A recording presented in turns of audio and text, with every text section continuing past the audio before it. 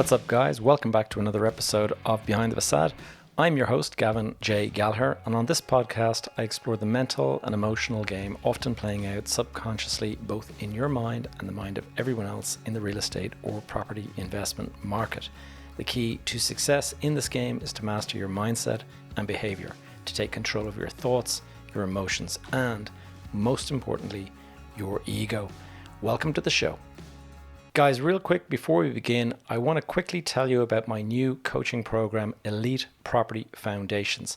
It's officially launched as of the 1st of June, and it is now alive and kicking with members. If you are a novice property investor or you would like to be a property investor, this is the program for you.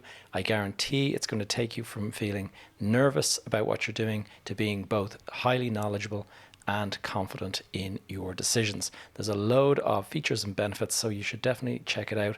I'm going to leave a link in the show notes below. That's all. I hope to see you inside. Now let's get on with the show.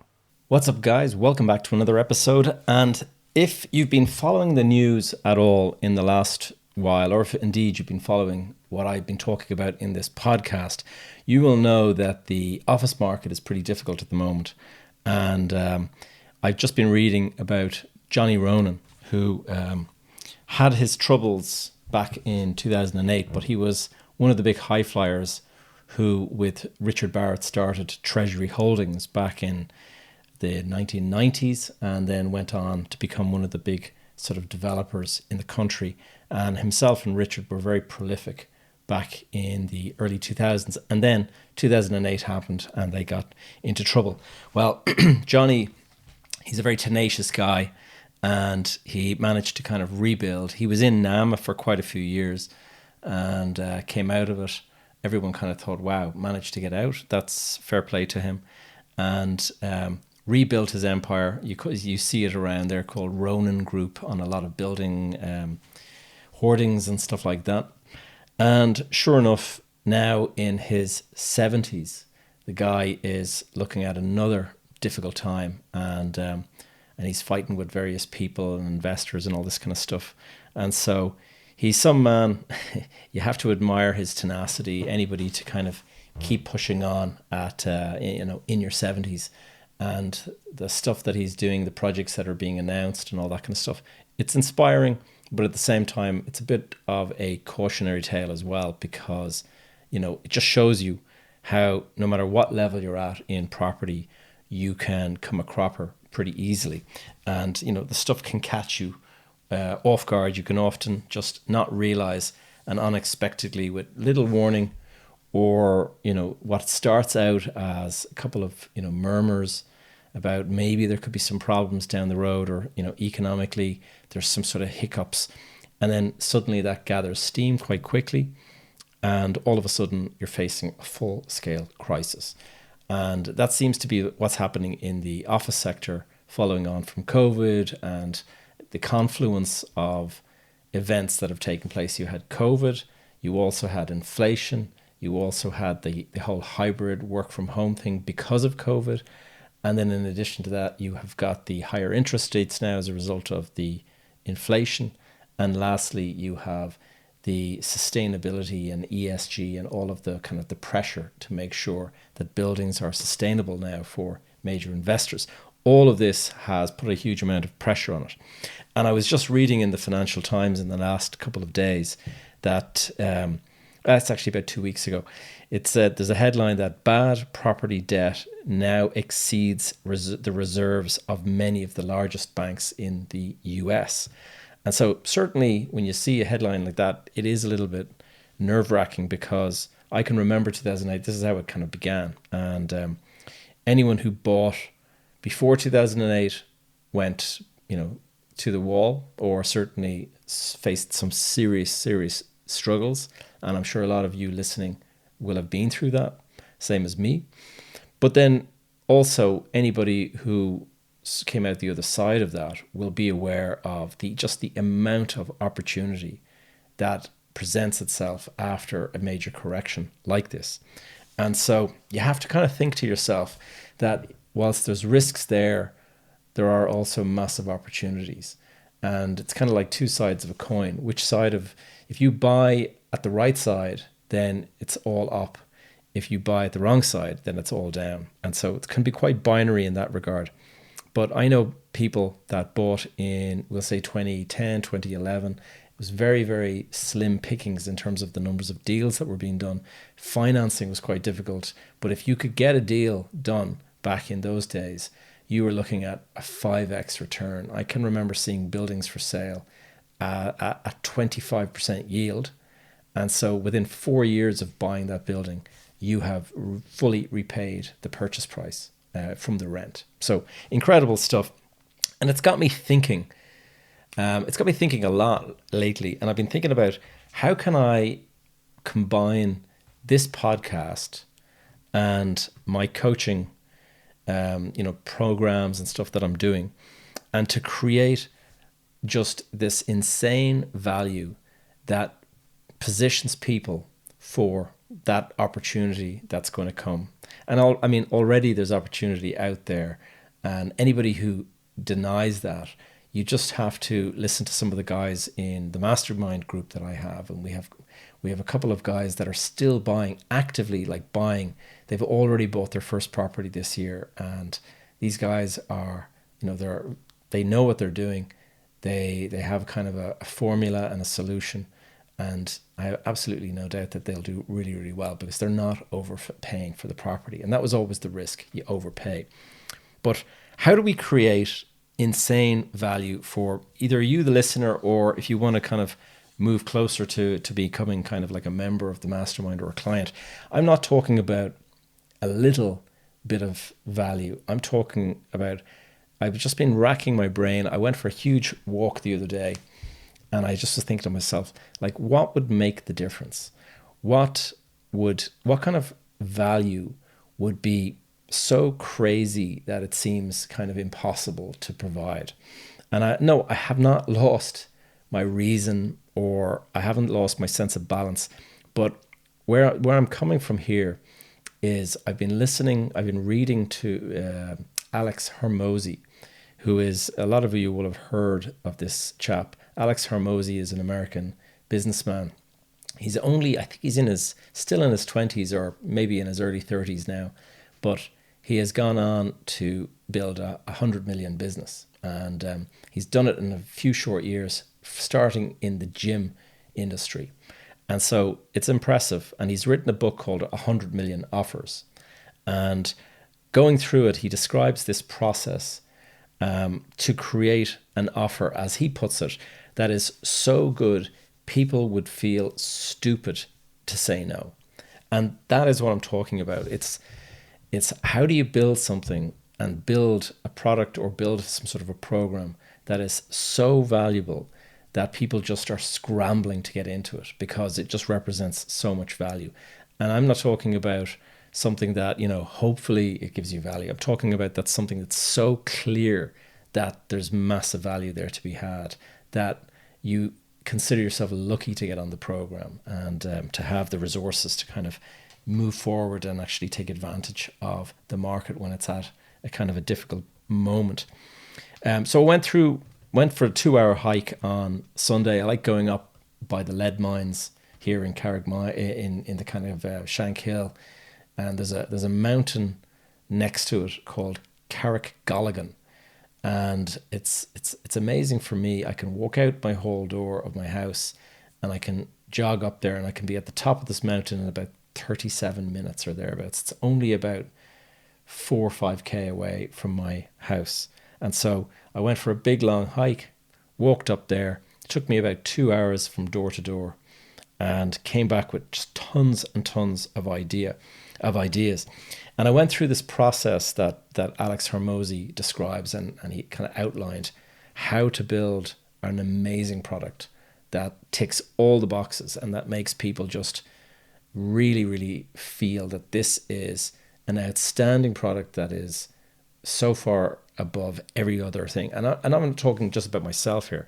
This is something that you can apply to your own business, and to differentiate your own business from that of all of your competitors. And so that people who are looking at your business are not comparing your price against somebody else's price. they see it as a completely different standard. And it's a really interesting concept. And he went through this whole process of how you do it. And so I did this myself. And I started, as he suggests, by creating a really big list of all of the problems and all of the obstacles that potential investors or property investors or whatever that they face every day that is preventing them from entering into the market. And so I kind of looked at this big list and I started writing it down, and I have, my notebook here, and if you're watching on the video you can see kind of I went to town and I just kept writing and writing and writing and writing. And just to list off, one or two of the thoughts that I have is, but what would be an obstacle or a problem to getting into the market? First of all, a lot of people will say that they don't know where to find opportunities. They don't know how to value a property. They don't know how to spot a good deal, we'll say. Another will say that they just don't have the money, or they're finding it hard to raise the money. Another would say that they find it difficult to know where to invest or how much to put into the deal. A lot of people will be asking, how can you go about raising money? They don't understand the process of getting a mortgage, or, what are the other types of loans that are out there? And then you've also got people, that would say, I have no idea. I hear all about, rent control, and I hear about landlord and tenant law and all this, and I'm really scared like that I could get myself on the wrong side of it. That could be an obstacle. Or you might be thinking to yourself, you know what, I don't understand the tax system, I'm a bit worried. Or I don't know the rules, I don't know anybody that could assist me with refurbishing my property if I went ahead and purchased. I don't know how to negotiate. How do you make an offer on a property? And how can I be sure that I'm going to be successful with this deal? How long is it going to take from buying it until I'm actually making money? And how much effort and sacrifice would it take to do this deal, or to make, to go after this? And these are just some. Like, I went and I listed out, I would say, 50 or 60 more. And I just kept on brainstorming, dumping all of these ideas onto a page and saying, okay, now what's the next stage? The next stage is to sit down and consider a solution for every single one of those problems, and to really think outside the box. And because a lot of the time people see these things and go, well, you can't fix that. That's just, you'll have to kind of figure that over time. But I think that is not the case. I think you can actually build templates, guides, coaching, education, whatever it might be. For example, when somebody says, I don't know where to find opportunity. Well, a possible solution would be to create a guide of all the hotspots in the country, a list of all of the cities, towns, villages, and to identify, the various data points that point to them being good locations to buy with good prospects.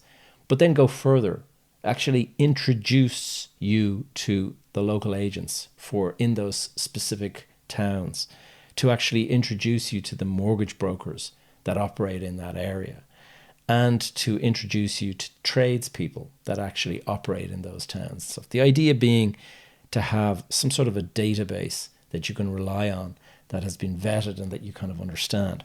When it comes to trying to raise money from lenders, a possible solution to that, I thought to myself, well, let me bring these people to you. I'll go out and start bringing lenders onto this podcast. And so, for example, we had David Jelly of Property Bridges not so long ago. But I'm thinking, I'm going to go out, I'm going to go to all the big lenders, and I'm going to see if I can bring them on here and have a conversation with them about raising money. But then I'm going to go further, and I'm going to bring them to my next mastermind event. I'm going to get them to give maybe a talk on how to go about getting money from them, how, to learn from them how you go about structuring your deal in order to best get through their credit committee and all of that kind of stuff. Just you see what I'm getting at. It's anything that you're unsure about, to create a solution around it. And for those of you wondering how to go about finding investors, one of the ideas I have is I'm going to actually invite groups of investors to my events, my mastermind events. And I did this as I did with my accelerator clients, that the people who signed up and did my accelerator program. I actually did I used to have this thing, this investor pitch day, and it was more of a kind of a practice dry run. But what we would do is I would show them how to build a presentation for an investor, and then how to go about presenting and pitching it. And then you would actually stand up in the room and you would pitch to us, the other members. But it would be kind of like a dry run before you actually do the real thing. But I'm thinking, let's take it a step further. Let's actually bring investors to an investor pitch and have an opportunity for you, if you're a member, to meet up with these self-declared investors, people that are buying and selling and putting money into the property market, that are looking for maybe they're looking for a more passive role, and they're looking for people who might be active, who are willing to go out there and roll up their sleeves, which is a lot of the time the people that are coming into my program. And so the idea would be you build a rapport with them, and you seek feedback on your pitch or whatever it is. And as part of the program, we already do this module on investment proposals, how to present, how to pitch, and to do those rehearsals, and to have maybe the rehearsals before the main event, so that you can actually refine if you are going in and trying to kind of raise money. If this all sounds like insane value and something that you'd be interested in, do let me know, because I want to make sure I'm on the right track here. And the idea is that if it sounds like ludicrous and that how could you possibly do all of that, then I think I'm on the right track, because that's exactly how Alex Hormozi describes the process that he went about creating the offers that allowed him to create a $100 million business and have people out there screaming from the tops of the roofs of how great a guy he is and how he's helped them and all this kind of stuff. I mean, it's really, really interesting. And basically the way it boils down to is that every single problem, every single obstacle to your progress is something that we have to come up with a solution. There's not something that, well, we can't solve that problem for you. The idea is that everything has a solution. And I already, and as a little side additional thing, I already have an accountability group. I've probably mentioned it over the last couple of months that I started it. I started it, I think, at this stage about 8 weeks ago, something around that. But it's called Momentum. And the idea is that this Momentum accountability group would be included in that as well. So in addition to the education and the networking and everything like that, you also get the accountability piece. And the idea around the accountability is that we go about creating a 90-day plan, and then you put some stretch goals in it, like in this case, buy a property or secure finance for the deal or whatever it might be. And you get that deal over the line within the 90 days. Or if you're still in the process of kind of building up your knowledge base for a certain area, then maybe you get yourself to a position where you're comfortable that you've identified the area that you want to invest. But you've got to take it in steps, but hold yourself accountable. Have your peers in the group holding you to account. Make sure that you feel like you're making real progress. And you don't leave the program until you've bought a property. And so that way, it's not one of those things where you say, oh, I'll wait until I buy the property and then I'll join the program. The idea is that you're in the program and you continue to learn and you can continue to get better and grow your networking and all this. And you keep doing that until such time as you have property. And then, and only then, do you kind of think about moving to the next stage. Now, I'm planning to launch this in probably the mid to late April. And so we'll say 6 to 8 weeks from now. But I'm curious to know what you think, whether it sounds of interest. I asked a couple of my previous clients to go into my LinkedIn profile and to just put a couple of their recommendations on my profile. And I was really pleased to see quite a few of them came back and put in a recommendation. So have a look at those and you'll see yourself what people are saying about the programs that they've done with me. And I'd love to have you as a client if this sounds of interest. So please do reach out. I'll actually I might put up my WhatsApp down below or something like that, so you can text me, and that way we can get in contact. But I'm planning to launch this. It's going to be a group. It's going to be a group of people starting at the same time. I've done different formats before. I think the group setting kind of works best because everyone starts together. And this is going to be a really high value thing. I'm going to put in, LinkedIn, building your profile, all of that stuff, because I think the idea here is that you position yourself for a fair bit of exposure so that people like investors can identify and find you and things like that. So if it sounds of interest, please do reach out.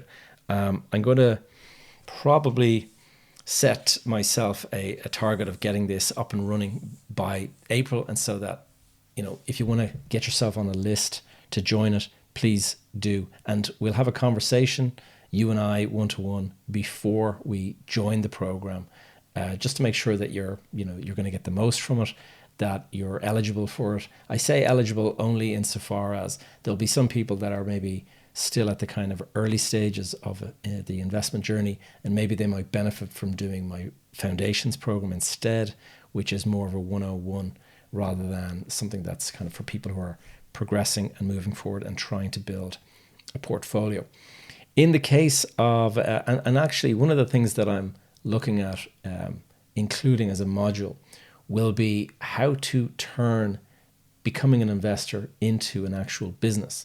And I did this myself back when I started out, when I decided to get out of architecture and move into investment. What I actually did was I pivoted away and I basically put myself out there as a development manager.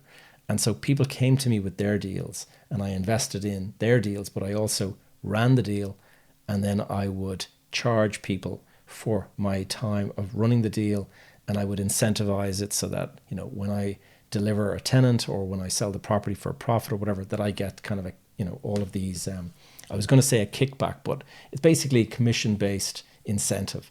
And this is how you can turn it into an actual business. So not only are you investing money in growing a property portfolio and growing a kind of an investment portfolio, but you're also getting paid to do it. And so that is how to become a promoter, I suppose you would call it. And so I'm working on that as a module as well.